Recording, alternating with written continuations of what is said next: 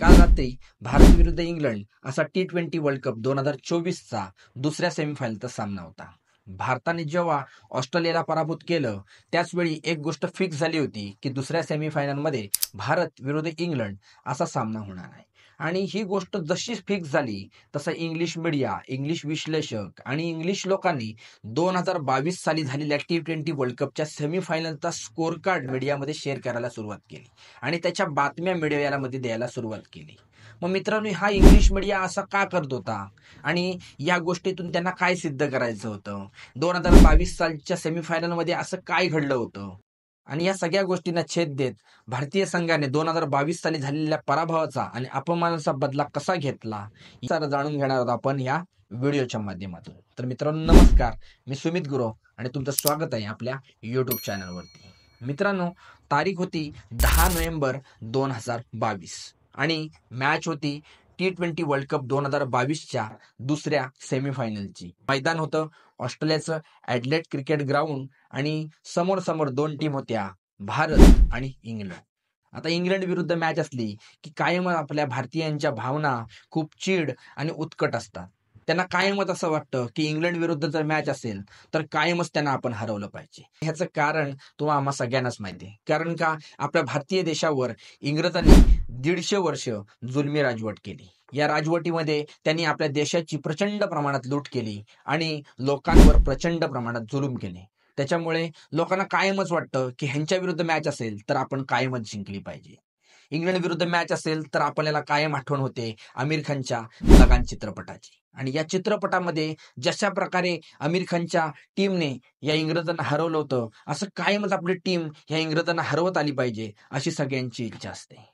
आणि 10 नोव्हेंबर 2022लाही असंच सर्वांना वाटत होतं की आपल्या संघाने या इंग्लंडच्या संघाला पराभूत केलं पाहिजे. इंग्लंडचा कर्णधार जॉस बटलर याने टॉस जिंकून प्रथम गोलंदाजी करण्याचा निर्णय घेतला आणि भारतीय संघाला प्रथम फलंदाजीसाठी आमंत्रित केलं. परंतु भारताची सुरुवात चांगली झाली नाही आणि KL राहुल हा लवकर बाद झाला. पण त्यानंतर रोहित शर्मा याने 27 धावा आणि विराट कोहली याने 50 धावा याने डाव सावरला.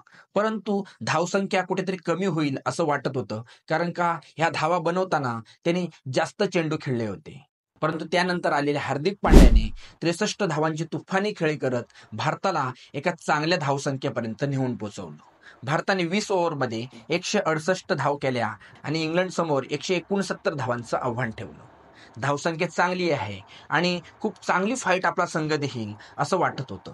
परंतु इंग्लिश संघाच्या सलामीवीरांचं आणि इंग्लिश संघाचं एक वेगळंच प्लॅनिंग होतं. सलामीला आलेल्या ॲलेक्स हेल्स आणि जॉस बटलर या दोन्ही सलामीवीरांनी भारतीय संघाच्या गोलंदाजावर पहिल्या चेंडूपासून अटॅक करायला सुरुवात केली. भारतीय संघाला बुमराची कमी पूर्णपणे जाणवत होती आणि भारतीय संघाचा बॉलिंग अटॅक इंग्लिश फलंदाजासमोर पूर्णपणे फिका वाटत होता. मॅच रंगतदार होईल असं वाटत होतं, परंतु इंग्लंडच्या ह्या दोन्ही सलामीवीरांनी भारतीय गोलंदाजांचा अक्षरशः धुव्वा उडवला आणि जी मॅच रंगतदार होईल असं वाटत होतं ती मॅच 16 षटकांमध्ये संपून टाकली.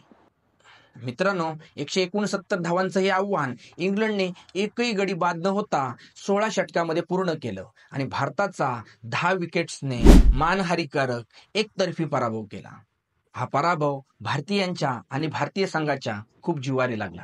पण म्हणतात ना, नियती कोणाचं उदार ठेवत नाही आणि तेच झालं. काल 2024च्या T20 वर्ल्ड कपच्या सेमीफायनलमध्ये पुन्हा हे दोन संघ एकमेकांच्या विरोधात खेळणार होते. ऑस्ट्रेलियाचा पराभव केल्यानंतर भारतीय संघ हा इंग्लंड विरुद्ध खेळणार असं फिक्स झालं होतं आणि तेव्हापासून इंग्लिश मीडिया, इंग्लिश लोक आणि इंग्लिश विश्लेषकांनी ह्या 2022च्या सेमीफायनलचा स्कोर कार्ड आणि सेमीफायनलच्या बातम्या पसरवायला सुरुवात केली होती. आणि यामागे त्यांचा एकच हेतू होता की भारतीय संघावर दबाव निर्माण करणे. परंतु हा त्यांचा डाव काही सक्सेस झाला नाही आणि भारतीय संघावर काल झालेल्या सामन्यामध्ये कुठलाही याचा दबाव दिसला नाही. काल मॅच होती गयाना स्टेडियमवरती. इंग्लंडचा कर्णधार जॉस बटलर यांनी पुन्हा एकदा टॉस जिंकत 2022 प्रमाणेच प्रथम गोलंदाजी करण्याचा निर्णय घेतला आणि भारतीय संघाला प्रथम फलंदाजीसाठी आमंत्रित केलं. याही वेळी भारतीय संघाची सुरुवात खास झाली नाही आणि विराट कोहली आणि रिषभ पंत हे लवकर बाद झाले. परंतु त्यानंतर आलेला सूर्यकुमार यादव आणि सलामीला आलेला कर्णधार रोहित शर्मा यांनी 73 धावांची भागीदारी करत डाव सावरला. पिचवर स्पिनरला खूप मदत मिळत होती. आदिल रशीद आणि लियाम लिव्हिंगस्टन यांचे बॉल खूप जास्त स्पिन होत होते. परंतु याचा खंबीरपणे सामना करत रोहित शर्माचे 57 रन, सूर्यकुमार यादवचे 47 रन आणि हार्दिक पांड्याच्या 23 रन यांच्या जोरावर भारताने 171 धावांचं आव्हान इंग्लंड संघासमोर ठेवलं. आता 2022 प्रमाणे 170च्या आसपासचं लक्ष असल्याच्यामुळे सर्वांना वाटत होतं की मॅच खूप चांगली होईल. तरी यावेळी हे लक्ष पार करणे फार कठीण होतं, कारण का स्पिनरला मदत मिळत होती आणि भारताकडे रवींद्र जडेजा, अक्षर पटेल आणि कुलदीप यादव यासारखे मातब्बर स्पिनर होते आणि त्यांच्या जोडीला बुमरा नावाचं ब्रह्मास्त्र होतं. सलामीला आलेल्या जॉश बटलर आणि फिल सॉल्ट यांनी पुन्हा एकदा 2022च्या सलामीच्या जोडीप्रमाणे गोलंदाजांवर अटॅक करण्याचा प्रयत्न चालू केला. परंतु कर्णधार रोहित शर्मा यांनी पिच कंडिशन ओळखली आणि आपला स्पिनरचा मारा लवकर चालू केला आणि या स्पिनरच्या अटॅक समोर इंग्लंडच्या फलंदाजाने अक्षरशः नांग्या टाकल्या. कुलदीप यादव आणि अक्षर पटेल यांनी प्रत्येकी 3 विकेट आणि जसप्रीत बुमराने 2 विकेट काढत इंग्लिश फलंदाजांना अक्षरशः गुडघे टेकायला लावले.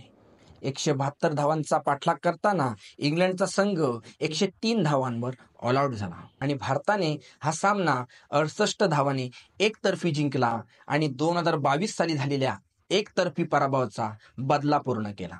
आता आपला संघ फायनलमध्ये दक्षिण आफ्रिकेच्या विरोधात खेळणार आहे आणि दक्षिण आफ्रिकेला फायनलमध्ये हरवून आपला संघ दुसऱ्यांदा T20 वर्ल्ड कपची फायनल जिंकेल अशी आशा आहे.